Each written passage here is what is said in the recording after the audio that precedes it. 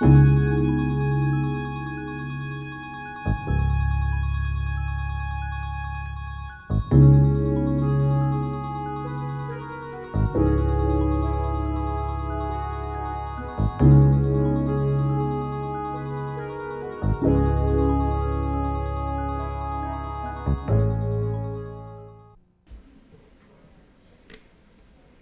welcome everybody to the third annual astronomy lecture here at the MCC.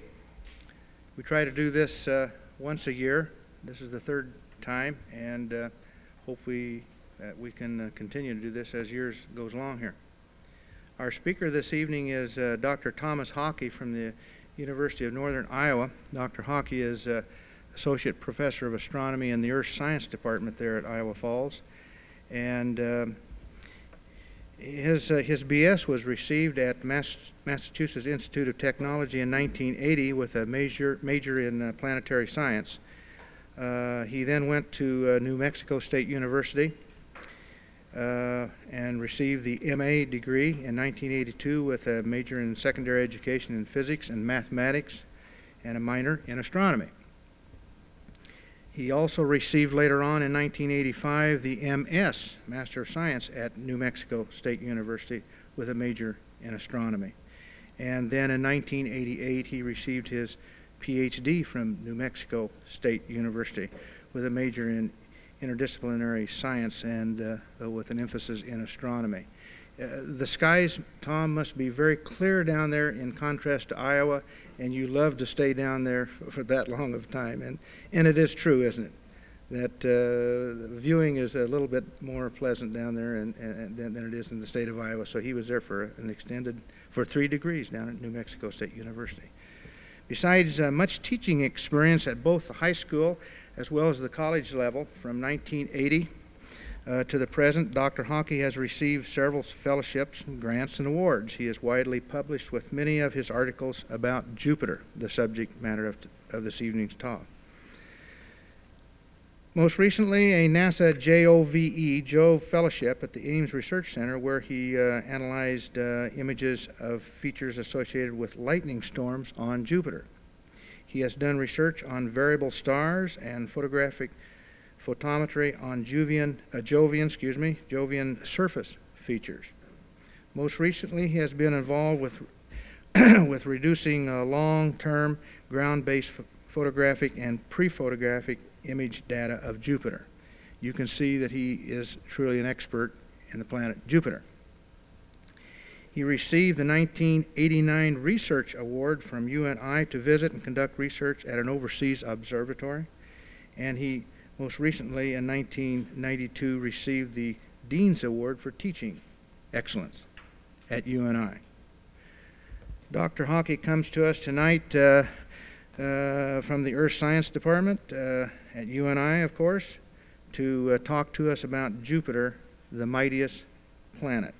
And so I present to you Dr. Thomas Hockey from UNI. Dr. Hockey.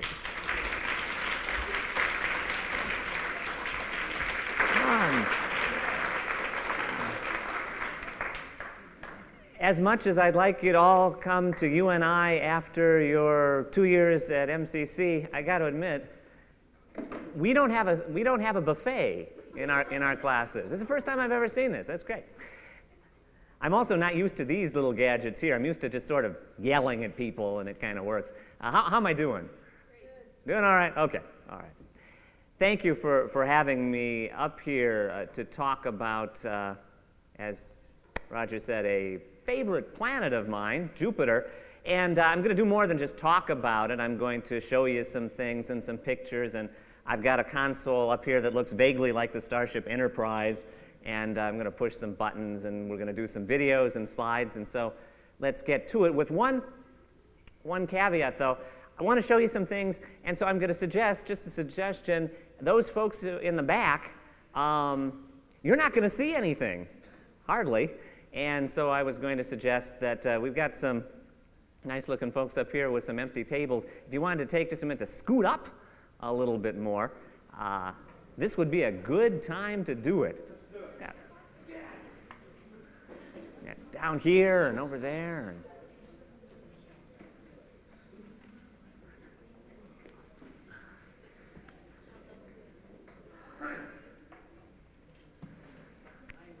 like your shirt there.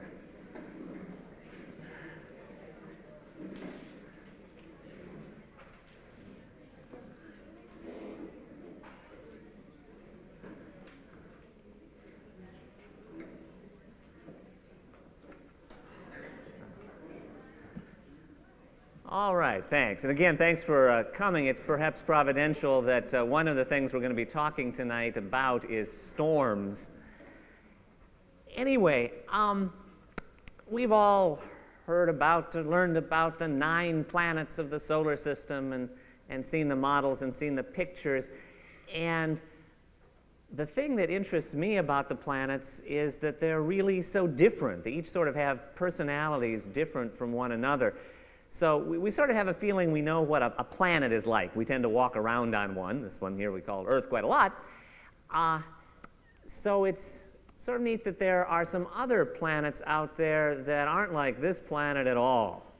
And that's what I'm going to talk about tonight. So I'm not going to be talking about Mars and Venus and Mercury and planets like that that are kind of Earth-like, or we say terrestrial is the technical term.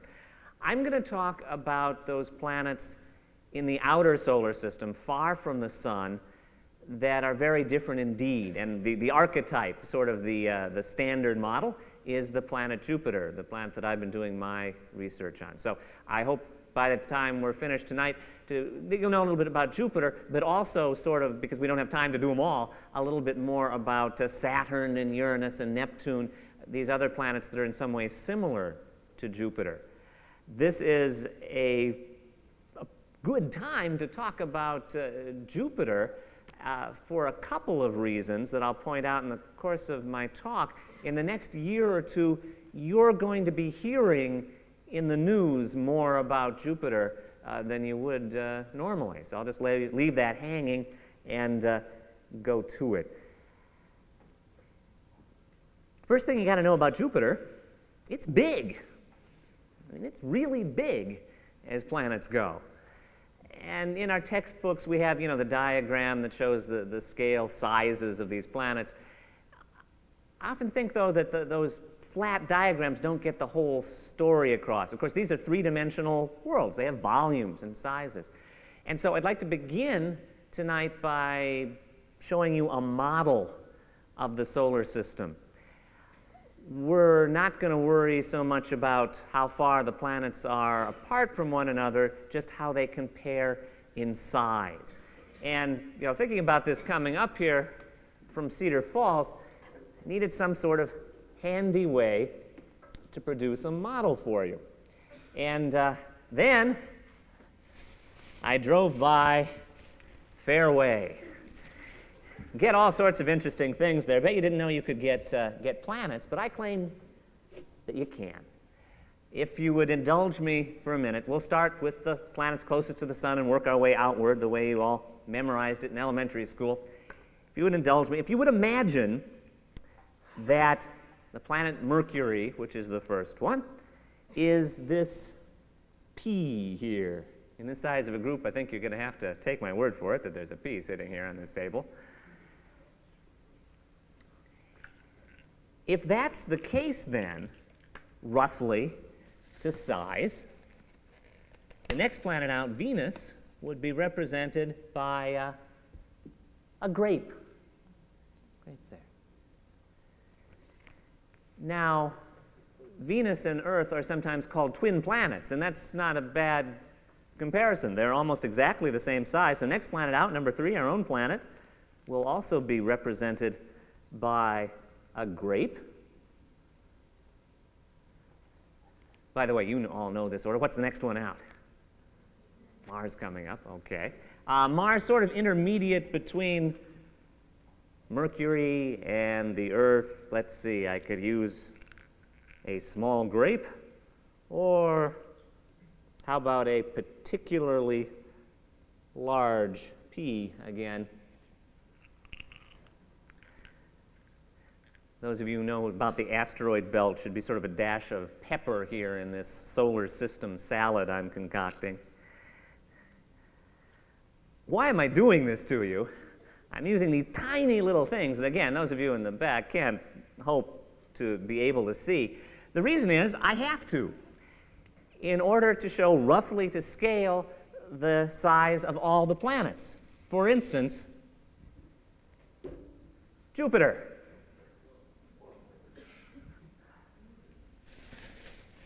And next to it, Saturn. And Uranus and Neptune, which are similar in size. The exact recipe for solar system salad is a little seasonal here. Only when we get out to Pluto, which is kind of a strange planet anyway, there's some debate whether we should count it as a planet at all, another P. And that's roughly it. In fact, the range in size that I've shown you here should probably be a little greater than I've been able to illustrate. This is the one I want to talk about, Jupiter. This is a Sirius-sized planet.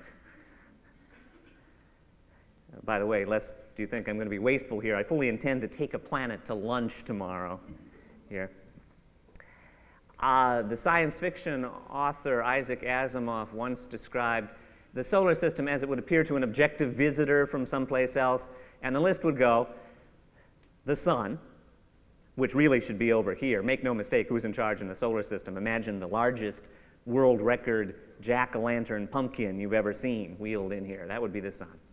But the list would include the sun, Jupiter, and debris, which doesn't sound so great because we happen to live on the debris, but there you are. You can see the objective comparison yourself. So Jupiter seems like a good planet to pay some attention to.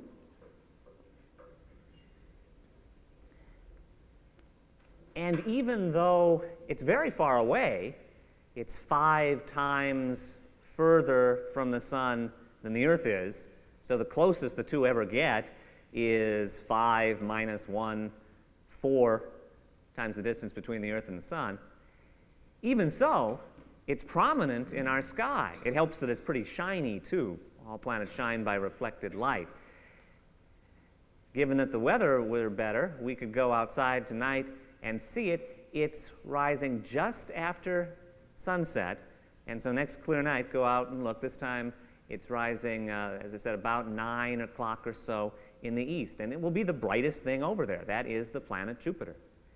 Even though it's so far away, it actually has a bigger apparent disk in a telescope than Mars, which is much closer just because of its size. About 11 Earths across. Jupiter is the biggest planet. It's the most massive planet. We've already talked about its apparent size in the telescope. It seems like Jupiter comes out on top in about any list that you would try to draw up, except one. Its density.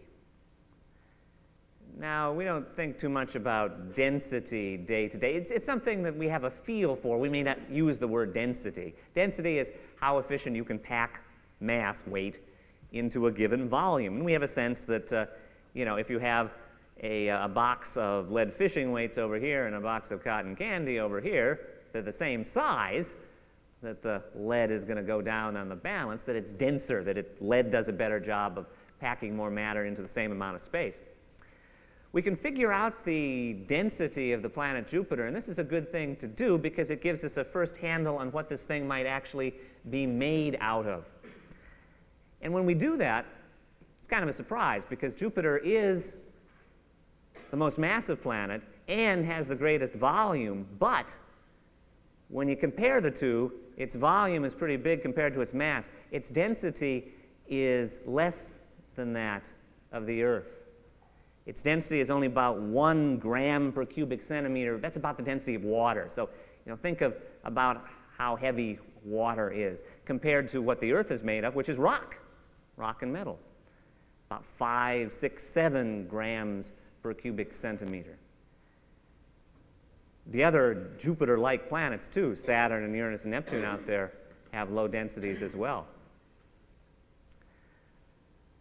That's our first clue that Jupiter is not made of the same thing that this planet is. In fact, we have to look kind of hard to find something that could be made of for its average density to be that low. It probably has a little rock and metal in it, so we need something that's really light. And so we go to that periodic table of the elements that you've seen in every science classroom you've ever been into, except maybe this one. We imagine it hanging over there on the wall, and we look way at the top, the upper left-hand corner, where we see elements number 1 and 2, hydrogen and helium. These are really lightweights. These are things that we think of as gases. They're the things we make balloons out of so that they will float. Based on density, though, it must be that Jupiter must be made mostly out of these very lightest of elements, with only a trace of the other things. Again, very different from the kind of planet that we're used to thinking of, the Earth, and also is the reason why Jupiter and these other outer solar system planets, except Pluto, are given their nickname. They're called the gas giants.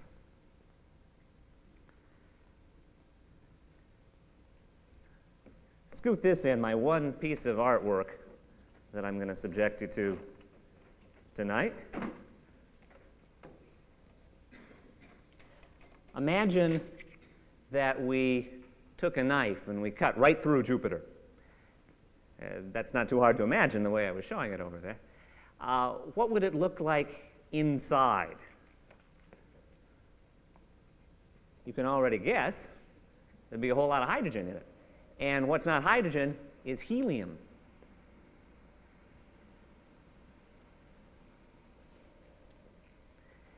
And as we start on the outside of Jupiter, we have a lot of hydrogen, helium gas, and as we go down, it would get thicker and thicker and thicker and thicker. The air works that way on our planet, too. If you've ever tried to go jogging in Denver or someplace out in the mountains, you know that the air is a lot thinner up there, and then as you go down, it gets thicker. If you swim, you know it works as you go down below sea level as well. The fluid gets thicker and thicker and starts pushing on your ears. The same would be true of Jupiter. In fact, eventually, as we went into this hydrogen and helium mix here, eventually we'd get to a point, actually probably closer to here than I've been able to draw it, where that thick gas will just eventually merge into a liquid, a global ocean, not of water, but of hydrogen and helium. But still, the pressure will increase as we go down and down. It actually has to. Otherwise, the planet would collapse up like a balloon. After all, once you're down here, these layers have a job to do. They have to hold up the outer layers. This planet has a lot of gravity trying to squeeze itself down. And if the pressure didn't go up, we wouldn't be able to hold up the roof, and the thing would be shrinking out of sight. But that's not happening, so it must be doing so. And we can infer that as you go further and further in, eventually the pressure will get so great that this hydrogen will be squeezed into a material that electricity flows in freely, kind of like a metal. And we call it metallic hydrogen. This is a stuff that's not a gas anymore, and it's not a liquid, and it's not really a solid either. Those are the three states of matter that we're familiar with here on Earth. This is something else. Something that we can only create in laboratories in very tiny quantities because of the incredible pressures necessary to maintain it. It just basically doesn't exist here on the Earth. And yet there's a whole layer of it there in Jupiter. In fact, this electrically conductive material is responsible for the strong magnetic field that the planet has. So the story of the layers of Jupiter is pretty simple. We got hydrogen and helium, and we got hydrogen and helium more, and we got hydrogen and helium, down until the very end when we may have a core of rock and metal. Sort of the pit of the fruit, to extend my analogy here. A tiny core, yes, but think of what's tiny on the scale of Jupiter. I mean, this thing could be bigger than the Earth, but it's buried down there inside the planet. Indeed, it might be the nucleus about which Jupiter formed. Very different from the Earth. Why all this hydrogen and helium? kind of hard to find here. Hydrogen is locked up in that H2O molecule, you know, water. That's where you find it on Earth. You don't find it just floating around. Helium, that's something you got to drill wells for, otherwise it escapes. That's why it's expensive, and yet it's all over the place in Jupiter. It may be that the Earth once had a lot of free hydrogen and helium, but it wasn't able to hang on to it. These are light molecules. They want to fly away. Jupiter, simply because it's so massive, has gravity strong enough to hold on to anything that once got there, it's going to stay there. And so we have a relatively plentiful mix of hydrogen and helium early in the solar system. Jupiter can hold on to it. Jupiter gets big at the expense of the smaller planets like the Earth. One other thing you should notice about this picture here, we talked about pressure. How about temperature? Well, one of the reasons why the hydrogen and helium on Jupiter isn't trying too hard to get away is it's moving awfully sluggishly. It's cold out there. The only source of heat in our atmosphere is the sun and its light. We're 5 times further. It's a lot colder out at Jupiter. We're talking about negative 140, and you thought it was cold this winter. And that's on that Celsius temperature scale. You know, the one where 0 is at the freezing point of water, 100 is boiling. So imagine that difference, and more so the other way. That's how cold we're talking about. The stuff up here in the upper atmosphere of Jupiter is moving pretty slowly indeed. But as you go into the planet, like the Earth, it warms up. The inside, the core of Jupiter there, about 30,000 degrees. That's hotter than the surface of the sun. Which brings up an interesting point. Talking about how different Jupiter is from planets like the Earth. Hydrogen and helium mostly, it's kind of hot inside. It's a lot more like the sun in many ways than it is the Earth. If you look up the recipe for the sun, it's mainly hydrogen and helium. You know the sun is hot, it's even pretty big. In many ways, Jupiter is like a sun that didn't. A sun that simply wasn't big enough, massive enough for the conditions to be inside right to produce nuclear reactions that cause the sun to radiate, to glow, to be a sun. But if Jupiter had managed to grow when it was formed early in the history of the solar system, a little bit bigger, well, we might have 2 suns in our solar system instead of just 1. And, well, I'll tell you, phrases like the dark of night would get kind of complicated, trying to figure out when it would be light and when it would be dark. Dark wouldn't happen too often. Astronomers right now are looking for other planets around other stars. There's been some reports about this in the news just this last week. One thing they're looking for are big things maybe in between the size of Jupiter and the sun, kind of the missing link between the two. Curious body called a brown dwarf. There aren't any around here, but there may be others around other stars. Did you notice something else about Jupiter? Suppose you want to be the first astronaut to plant the flag on Jupiter. So you go there in your spacecraft, you got the flag, you're all set ready, and you step down, and you go through all this hydrogen, and then you keep going through some more hydrogen, and you sort of keep going, you're ready to plant that flag there, and you sort of keep going, it gets thicker and thicker, but you can't do it. Nowhere in there is any solid surface to stick the pole in. It's all a big fluid body. Very different than this kind of planet here that's got a surface you can stand on, and maybe a thin layer of gas around it. In Jupiter, it's all gas and other fluids all the way down. And you can see that when you look at the pictures of Jupiter. It's high time that I show you what my planet looks like here. So we'll give it a try here. Slides. That's interesting. We'll try, stop that. Try it again.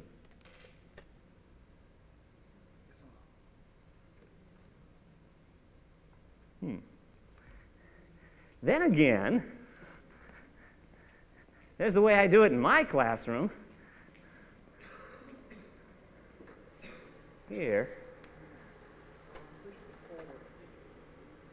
I had to come down here to focus it anyway.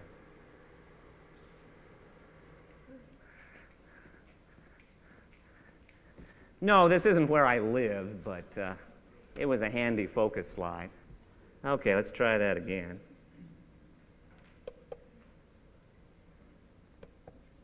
I like that. And Jupiter. This is a picture taken from a telescope here on the Earth. I'll show you some close-ups made by spacecraft earlier on, or later on. Looks kind of fuzzy, and there's a reason for that. Remember what I told you. What we're looking at is basically an atmosphere, and nothing but an atmosphere. So the features you see on Jupiter, these are all cloud features.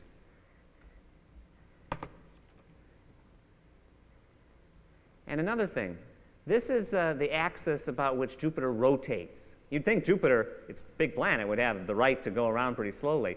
It rotates on its axis like the Earth does, but the day on Jupiter is actually only about 10 of our hours. It rotates this whole big planet a lot faster than the Earth does. And so, if you notice, around the equator here, its girth, the planet is actually a little bit wider this way than it is this way. It's out of round. The fruit model isn't all that bad. It gets this point across. Well, it's a big ball of fluid spinning around. What happens if you take a bucket and spin it around? It's sloshing outward. Just this picture is evidence of the fluid nature of the planet Jupiter.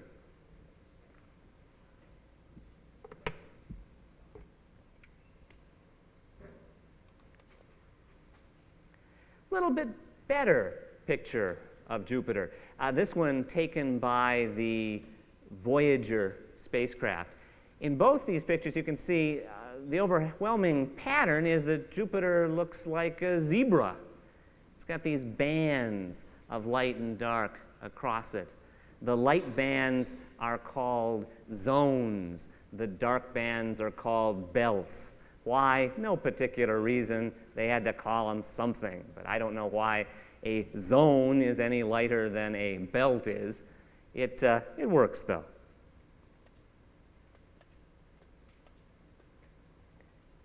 Yeah, maybe, Roger, you can tweak that focus for me a little bit. Appreciate that. On the machine, I think. Well, that's not doing much for me.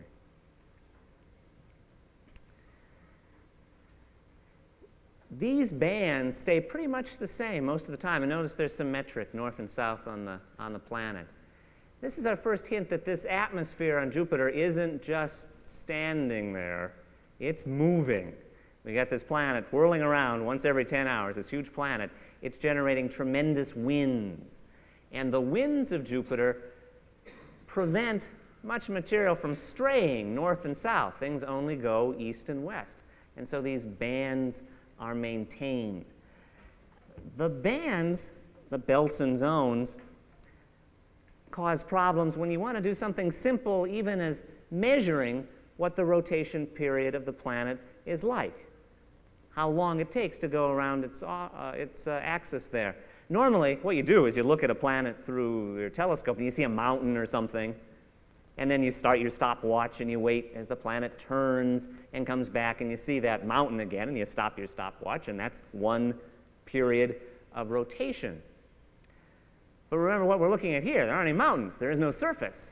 All the features are clouds.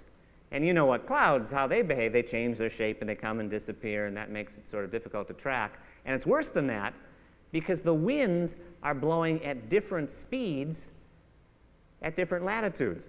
I'm going to show you one, let's see, one transparency I stole, I guess, from a textbook.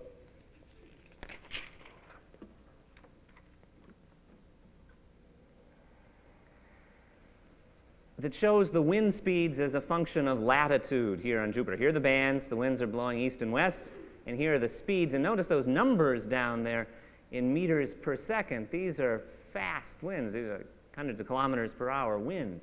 And it's different everywhere. So say you found a little cloud, a spot or something that, okay, I'm going to use this to measure how long it takes to go around the planet once. You're measuring the time it takes the planet to rotate, okay, but also how fast it's being blown in the wind. So every place, no matter where that spot is, you're going to get a different number. I mean, this drove people crazy just trying to observe things through a telescope. But there's a way out. Where did I get that 10-hour period that I talked about? Jupiter emits radio signals. Now, this is not some cosmic DJ trying to break into the business. These are natural radio signals.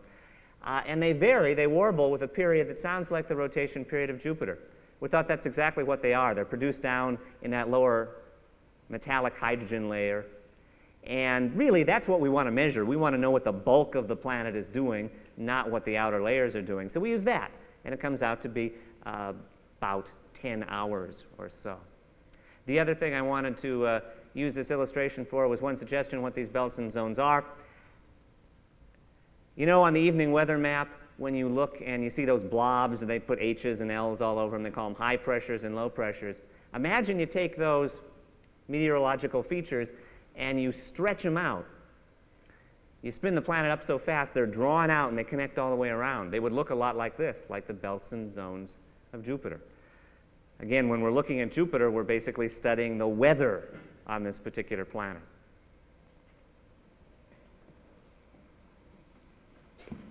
As for what the belts and zones are, well, there's the standard textbook explanation, but you know, I get kind of worried in talks like this that, you know, I'm saying this is the way it is, and this is, we know everything about Jupiter, and in fact, we don't. And here's one case where I'm going to give you not one, but two, for no extra price. You get two theories about what the belts and zones of Jupiter actually are, and you can choose for yourself which theory sounds good to you. Here's one way you could make belts and zones on Jupiter. Let's see here. That's us. It's an eyeball there. One way you could do it is there's a little bit of ammonia in the atmosphere of Jupiter. Not very much, just a little trace. But seeing as how hydrogen and helium is transparent, you can see through it, we need something to actually produce those colors. So let's say ammonia. Ammonia, when it freezes, turns a nice white. The zones, then, could be regions where the ammonia is coming up to where it's high and cold and freezing. Nice little white ammonia ice crystals. The belts could be regions of downwelling, where any ammonia that tries to get in there gets shoved back down where it's warm and melts. What's below the zones? Well, again, no surface, remember, just more clouds, maybe a dark layer there. But the belts would be sort of holes that would let us see them. And so when you look at Jupiter, you see light, dark, like that zebra-like pattern we saw in the pictures.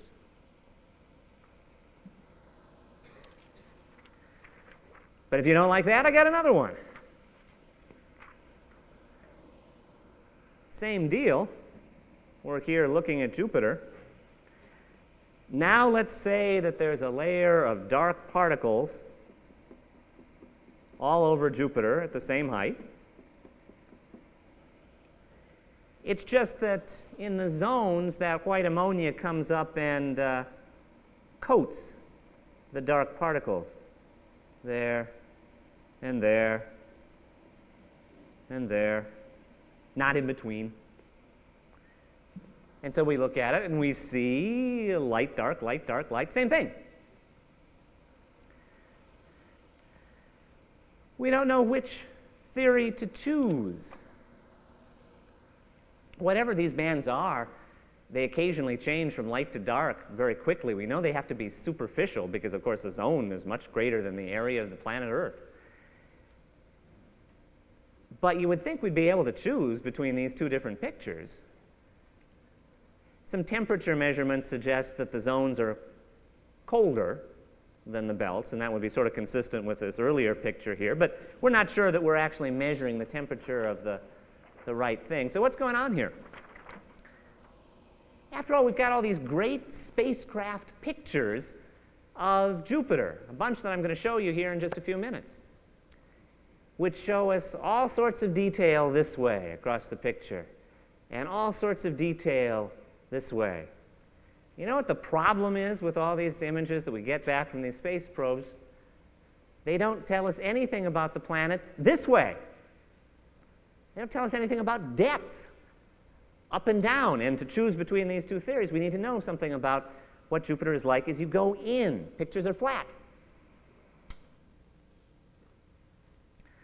We hope to do something about that. Next year, 1995, the Galileo Space Probe, which is on its way to Jupiter right now, will go into orbit around the planet and take pictures. Whereas previous spacecraft had just flying by, take pictures on the fly, this will actually orbit the planet. That's not the different thing, though. The different thing is that the Galileo probe will be carrying with it a separate probe that will be dropped into the atmosphere of the planet. It will descend on a parachute, taking temperature measurements and wind measurements and chemical composition measurements for about 20 minutes until it's lost from view. This is a one-way trip for the Galileo probe. It'll just keep going and eventually be some scrap metal in the core of Jupiter. But in that 20 minutes might be enough to give us some answers to questions like these. It has to do with depth on the planet. So listen for, towards the end of next year, it takes that long to get to Jupiter, some talk about the Galileo Space Probe. Until then, we have the old Voyager spacecraft probes, which were taken in the late 1970s, but they're still pretty good. Show you what those look like. Let's see.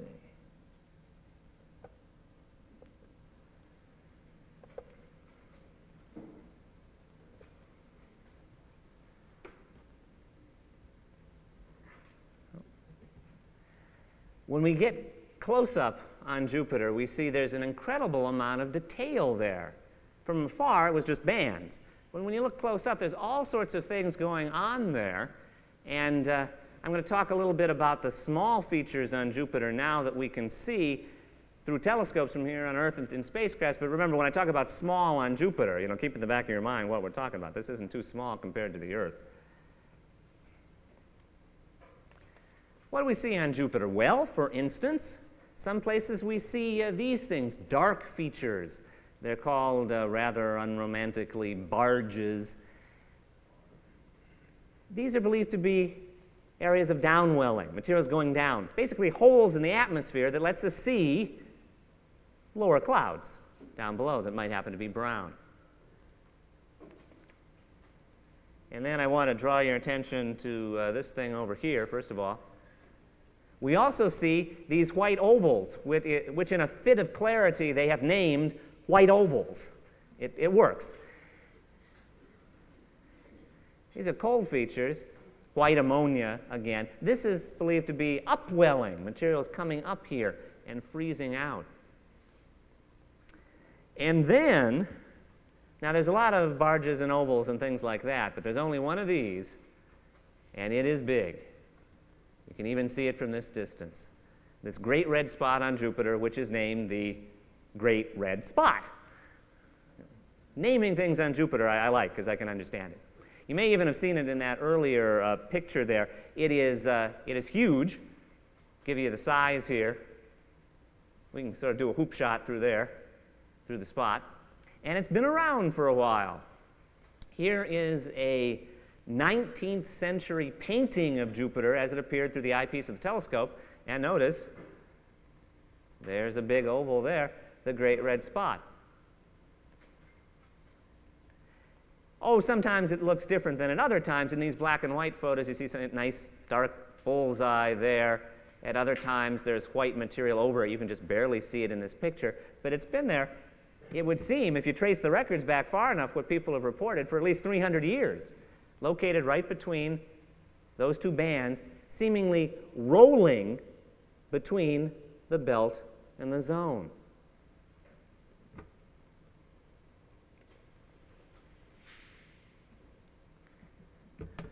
All this is enough to suggest what the Great Red Spot is. It is also a region of upwelling.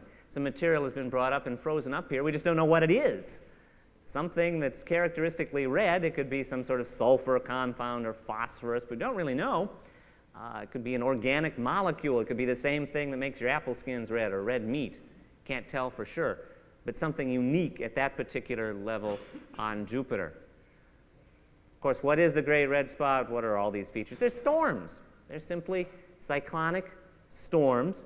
Much as we see here on Earth, they're simply bigger and they last longer. Weather forecasting on Jupiter is a lot easier than it is in Iowa. The forecast for Jupiter, storms today, storms tomorrow, storms 100 years from now. It works.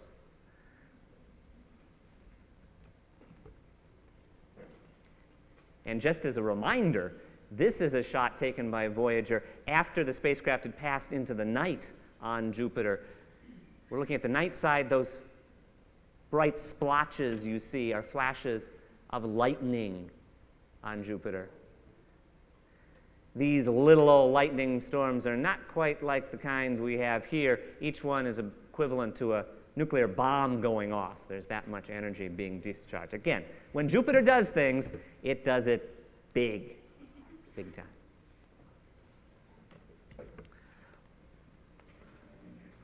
Well, this picture is just to whet your appetite for what the Galileo Probe will be showing us.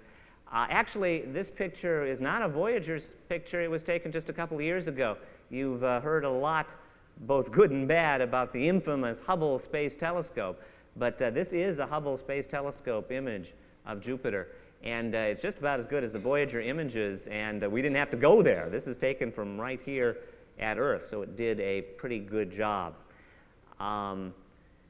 We're monitoring the planet because, unlike some planets where you take a picture and that you can frame it and put it in your wall and it's be good for a while, Jupiter is constantly changing its appearance. I fear these still pictures don't quite get that across. So I'm going to cut out the slides now and now try my hand at the video.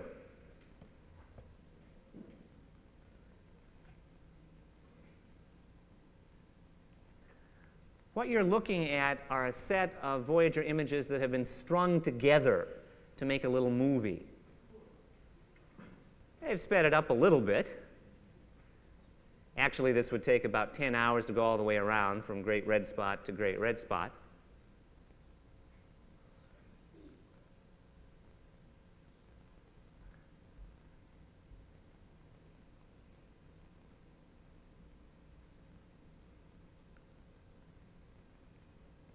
See if we can shuttle forward this a little bit.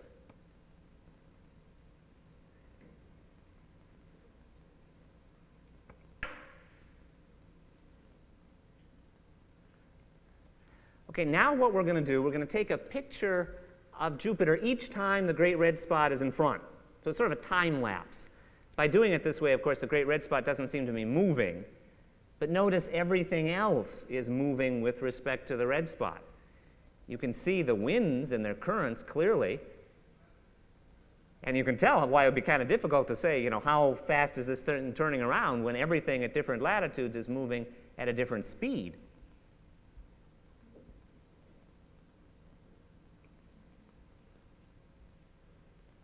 Here it is again, a little bit faster.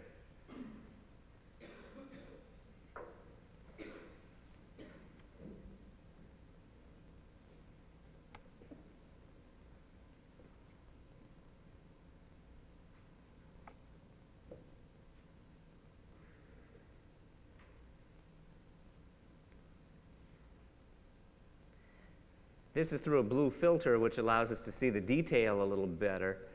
Some research I did pointed out that the Great Red Spot is not so distinctive because it's red. It's not so much red, it's really not blue. So when you look at it through a blue filter, it looks particularly dark.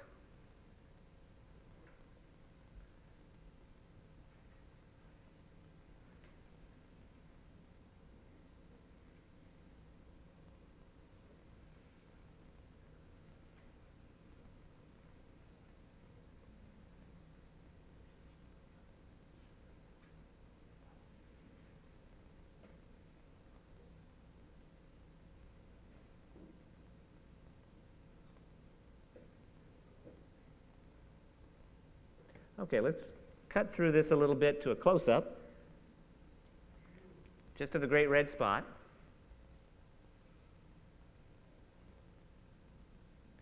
And you really get the sense of how this thing is turning around like this, counterclockwise.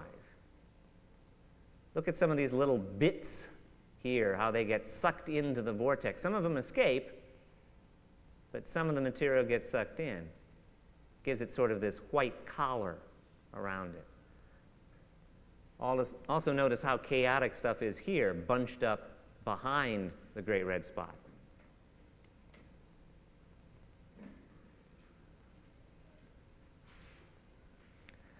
All this on a scale that the Earth would be about this size. There must no doubt be weather on the size of weather systems here on Earth also going on in there at a much finer scale. It's just that we have no hope of being able to see it in pictures like this.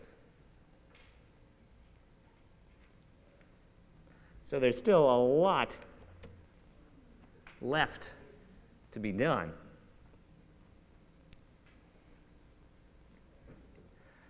Well, that's sort of an overview about my planet, Jupiter. I like it, as you can see, because it's not subtle. Jupiter does things with panache, and it's kind of flashy about it. I like studying things on Jupiter because of the great energy and great violence involved, the lightning storms, the storm features, the magnetic field, the aurora. Rather to have it there than here on Earth. It's kind of like television. You can see all these exciting things going, but you know you're perfectly safe at home. This thing is 4 times the distance between the Earth and the Sun away. Another thing about Jupiter and our own Earth that you may not have thought of is these places are special because they are always changing. They are dynamic. Even the Earth changes a little bit. We have volcanoes erupt and earthquakes and things, and the atmosphere changes, some of it good, some of it not so good in our own hands. This contrasts with places like the Moon and lots of other worlds I could show you pictures of that are basically dead. There's nothing going on with them. They are not changing. The picture taken today is good as the picture taken 100,000 years from now. The Earth and Jupiter are living planets because they have an energy source. In both cases, heat left over from their formation, and in the case of the Earth, sunlight. Jupiter, not so much sunlight that far out, but its tremendous mass, very good at retaining heat. It's a big insulating bottle, cooling down from its formation, and it's still, as you can see, by all that motion, there's a lot of energy to spare. The energy, or the engine driving Jupiter, is that leftover heat. Jupiter and all the planets, including the Earth, are gradually cooling down. And we won't see this kind of activity eventually in the future, but you have to remember when Earth science types and astronomers talk about eventually in the future, you don't have to worry too much. We're talking about millions or billions of years.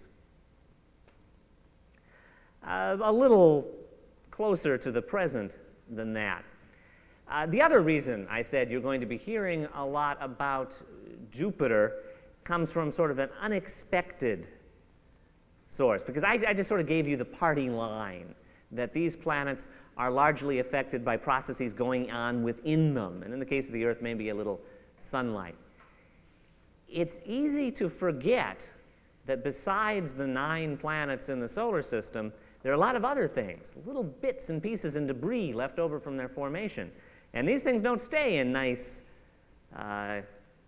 roundish orbits, discretely spaced from one another. They're all over the place, and sometimes 2 things try to be in the same place at the same time, and the result is obvious, a collision of great violence. We see evidence of collisions in the solar system, the craters on the Moon and satellites of the outer planets, even some here on our own Earth. We tend to forget, though, that if you're going to hit something in the solar system, besides the Sun, what's the most obvious target? What's the thing that's the broadest side of a barn? It's Jupiter. Every once in a while, something ought to hit Jupiter. The effect is different. We're going into a fluid rather than a solid surface, but it ought to happen. But again, astronomers said we'd kind of forgotten this. And last year, we're quickly reminded of it. Got one more slide to show you.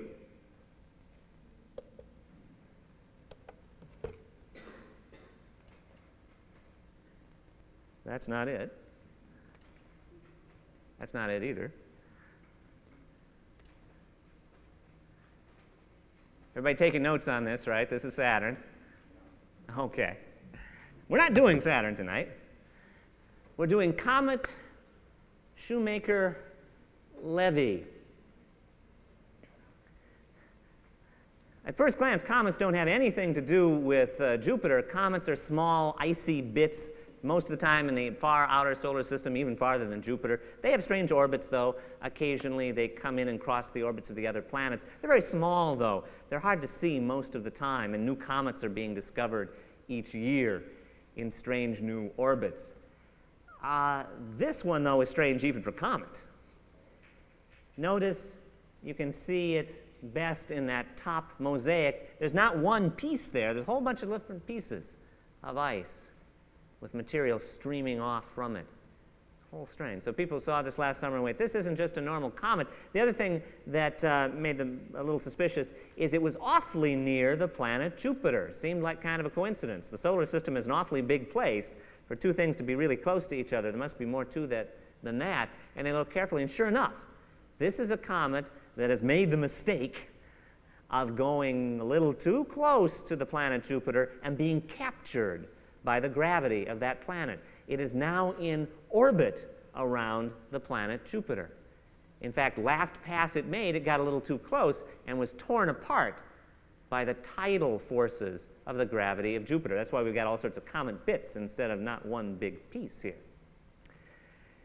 Some calculations were made, and it was determined the next time it gets close to Jupiter, which will be this coming summer, its closest point will be closer to the center of Jupiter than 140,000 kilometers. And the reason why that is noteworthy is the radius of Jupiter is 140,000 kilometers. It's going to try to go into Jupiter. It's not going to have much success. This comet is going to collide with Jupiter, an event that no astronomer has ever seen before, and just it sort of appeared with us last year. There's been a frenzy of activity in the last year because in the truest form of science, here's an event that we can observe but can't predict what's going to happen. Oh, sure, the comet, these bits are only a kilometer or so across. We know who's going to get the worst end of the deal. It's going to be the comet. Jupiter is going to go merrily away. But what does it look like when a comet hits a major planet? This hasn't been observed in recorded history, and now we have an opportunity to see why. Astronomers all over the world are mustering their efforts to observe the collision of these comet bits. Lots of theories about what we'll see, little or nothing. Everyone agrees, though, the Earth is the best place to watch this event. You wouldn't want to be underneath one of these things coming in. When each of them collides with Jupiter, the energy expended, well, you know, all those nuclear missiles we have hopefully tucked away someplace here on the Earth, you add them all up, take all those nuclear bombs, add them all up, multiply that by 100, and that's the energy released by one of these things hitting Jupiter. So you can't help but thinking that there might be a little poof or something that we ought to be able to see here from the Earth. It sounds great. It's a great holiday for astronomers. The one catch is Murphy's Law works in astronomy, too. All these pieces are going to collide with the planet on the opposite side, the side we can't see. You're going to have a planet between us and it. All the bad luck. Just miss it, too. But we'll be able to, of course, the planet rotates rapidly. We'll be able to see the collision site just after the impact, and it will be interesting to see exactly what is there. No one expects a new great red spot or anything like that, but maybe a little one of those white spots might form. And it's a good way of probing the atmosphere of Jupiter.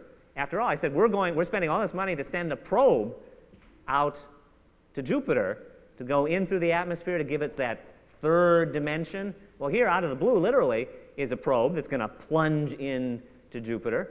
We can watch it vicariously, and we didn't even have to pay anything for it. What a deal.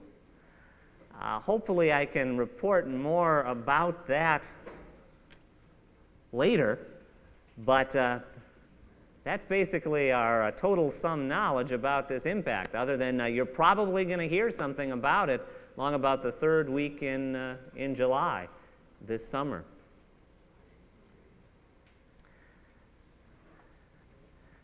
With that sort of current event on Jupiter,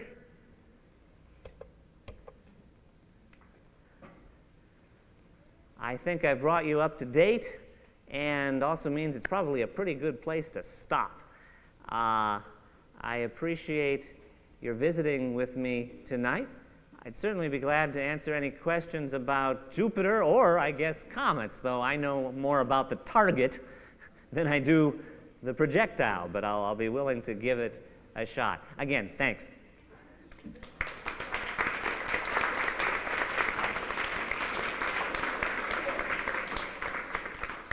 Everybody's coming to UNI, right? Got to keep making that plug. Yes, sir? Can you say something about the rings around? Yeah. Didn't show you any, I just concentrated on the planet itself here. And the question was about the rings of Jupiter. Of course, Jupiter has satellites, not just one moon like us. It's got 16 and more of them.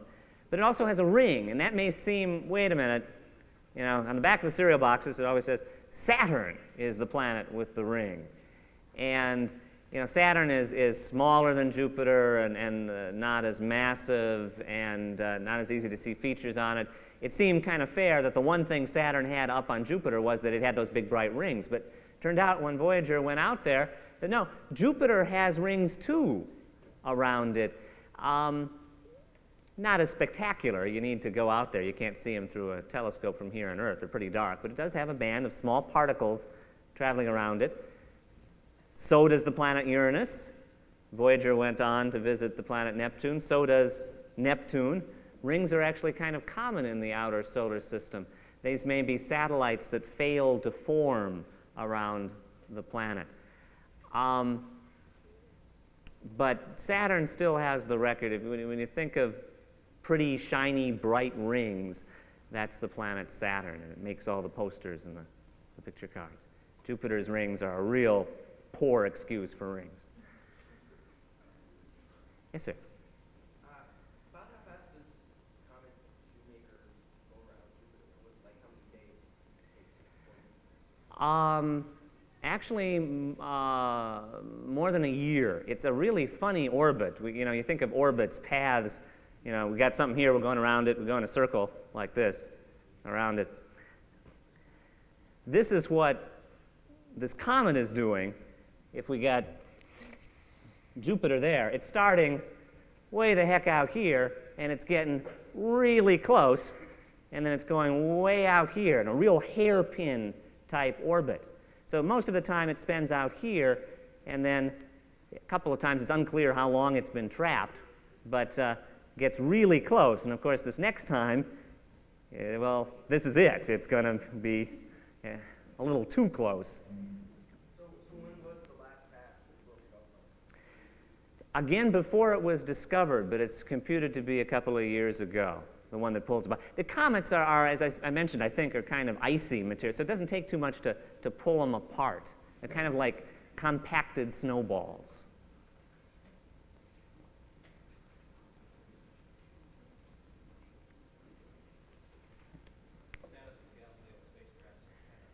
Oh, I was afraid somebody was going to ask me about that. Notice how I glossed over that really nicely there in the talk. The Galileo spacecraft. You're going to hear about it next year, all right. Unfortunately, if they don't get it fixed, what you may hear about it is less than complimentary. Galileo has a problem. When you go out, you're supposed to unfold this big antenna. You know, the robot's supposed to open it up. Robot worked fine. The antenna did, and it got stuck, got jammed. And so they can't use the main antenna. They have to use a little dinky one. And so to send the information back, the pretty pictures and all that sort of thing, can't use the regular antenna. They have to use a small one, and it's just a real slow process. It's kind of like if I was giving this talk like this. And the picture is a lot of information. So, you know, the camera's working and everything is great. Well, it'll be able to take pictures, but not very many, because it will take so long to send those pictures down. It's kind of a shame. They figured out what it would take to unhook the big antenna. Basically, it would take an astronaut going like that. But it's a long way from any garage right now. So it doesn't look good. Where will it be when the comet gets still on its way? They're going to use they're rapidly reprogramming. They're going to use Galileo to image this because it's, you know, the only thing we have in the neighborhood. The Voyager spacecraft is way the heck out there now. It will be able to do it. The problem is you don't know exactly, they haven't been able to figure out exactly when these things are going to hit. They haven't been able to compute the orbit well enough. So, you know, you only have a few shots because of the problem we talked about here a moment ago. So how are you going to do it? What they're going to do now is they're going to just sort of leave the camera open, and they're going to take several pictures just across the film, you know, multiple exposures, except you try, you know, when you have multiple exposures in your camera, usually your Christmas pictures are on top of your birthday pictures and all. Here the idea is try to get the Christmas pictures in the upper left-hand corner and the birthday pictures in the upper right-hand corner and keep them straight, and then hope one of those pictures has the comet impact on it. It's kind of a kludge technique, but, you know, hopefully it'll work. Galileo doesn't have a great view of it, but it's closer than here, yeah. Hubble Space Telescope, of course, is going to be observed. Anybody who has a pair of binoculars, I think, are going to be observing this one, an astronomer. In reality, only the largest telescopes are going to have much hope of really seeing anything. It's that problem, again, of the big fireball, the big mushroom cloud. The explosion is going to be on the opposite side, and the best we can hope for to see is maybe the reflection of that flash off some of the satellites in orbit around Jupiter, kind of using them as dental mirrors to look around behind there.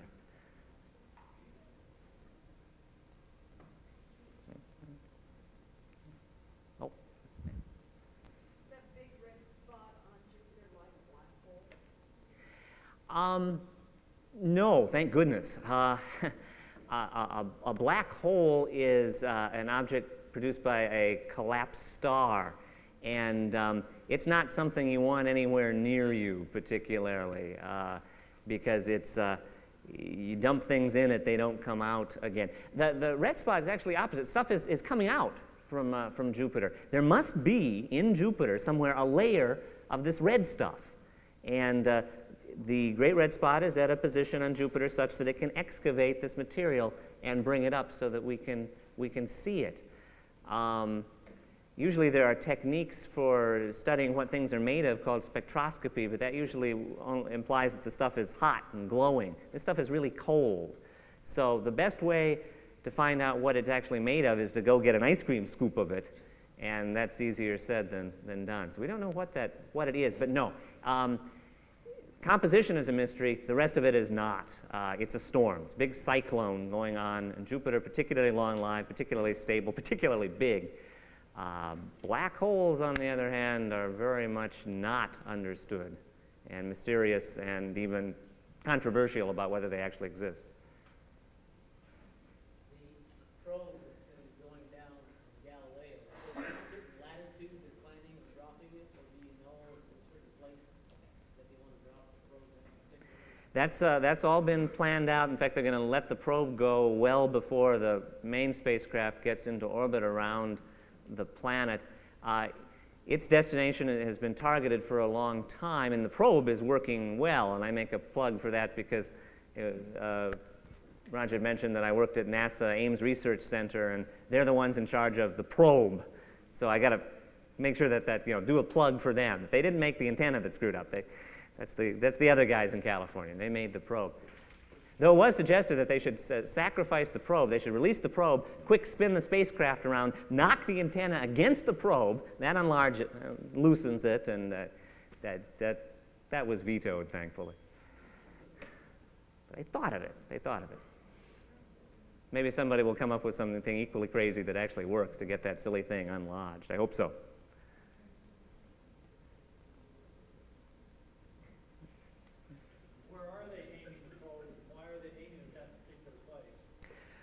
Well, when you got any given shot, you you want to find a typical latitude on Jupiter. Well, I think you just saw what's typical. It's all different at different places on the planet. But they picked a latitude that they thought they sort of had a handle on what was going on there, and that one of those bands. And we'll see whether it matches the theory of that. There's some other practical concerns. It has to be at a latitude such that it can easily communicate back with the mother craft and send its signals on to us. But yeah, kind of frustrating when you get one shot. You got this huge planet, and you can only prick it one place. Except the comet, of course. What's the probe made of that will allow it to withstand heat? Most of this probe, at least mass, is a big old chunk of metal. You know, it's a little probe and then this big thing that looks like like a bullet, really. And they're using one of those fancy alloys, but basically the idea is as it comes in through the atmosphere, and it's going really fast, rubbing in the atmosphere, it'll get really hot, and the stuff will simply burn away.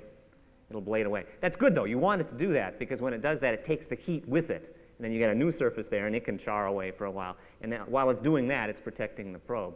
So most of it is just sort of dead weight that's going to be sacrificed so that the probe can get down to a slow enough speed, and they can pop the parachute out.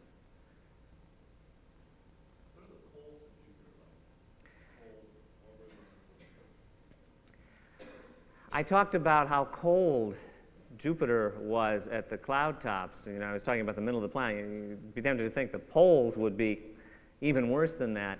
But actually, this planet, remember, it gets most of its heat from inside, not from the sun. And so our poles are cold here on Earth because sunlight only hits the poles obliquely, and the efficiency of the heating isn't very good. Pole is as good as the equator on Jupiter, and in fact, the temperature on the poles is pretty much the same as it is the equator. It's just cold everywhere.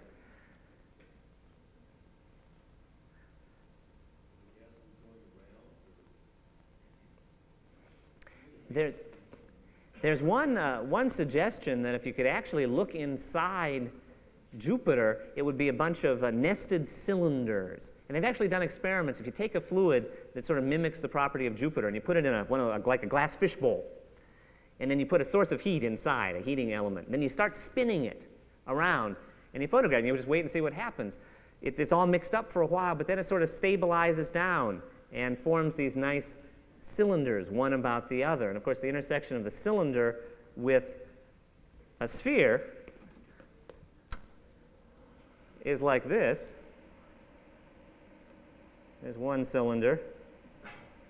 There's another one. Whoops. There. Another one there. Well, on the outside, you'd get a banded appearance. You know, the edges of the cylinders might have something to do with the belts and zones. Is that what Jupiter is like inside? I have absolutely no idea. Nobody does, because we can't see it. We can only see that really thin layer. And of course, I spent most of my time in my talk talking about the visible part of Jupiter, because frankly, that's the only thing we know about. But it's a very thin outer onion skin layer. We know very little about anything that's going on inside other than what physics tells us, that it must be getting thicker, and conditions are such that this forms and that forms in the core and that kind of thing.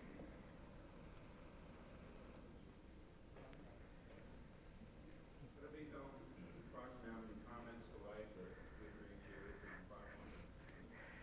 No, people are thinking a lot more than we used to think. You know, you don't know whether something's happening unless you're looking for it particularly. There could be lots of little comets hitting it that we'd never know about. It may be that there are small comets hitting our own atmosphere, and they're just so tiny that we don't notice it. But people are going back now and looking at occasionally a new spot will form on Jupiter or Saturn. And now we have to go, well, very bad grammar, we have to go, but we have to ask ourselves, is that a new spot forming because of energy within, or did something hit the planet and it's energy from without, you know, stir it up? Having to rethink a little bit about outer planetary atmospheres.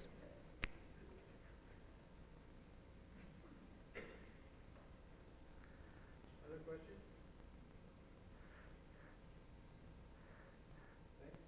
Thanks. I'm going to get down off my stage here now, though. I'm going crazy. I passed a personal test. I did not fall off this thing once, and I'm sort of impressed with myself because I'm used to wandering around in my class and talking to people, and I kept having to kind of force myself, no, get up on the stage, get up on the stage.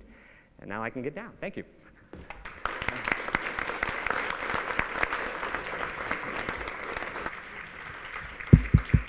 Thank you, Tom, for a very interesting talk. He did such a wonderful job, but if you'd see all this paraphernalia up here, you would understand how wonderful he performed up here. The technology is more than I can handle, right, Jeff? Let me just recognize a few people here this evening. First, the astronomy class here at MCC. Would you stand up, please, class, so I can count 15 heads and make sure that you're all here. Please stand up. Maybe some of you younger students would hear from the high schools and so forth, would like to ask them some questions as we mingle around.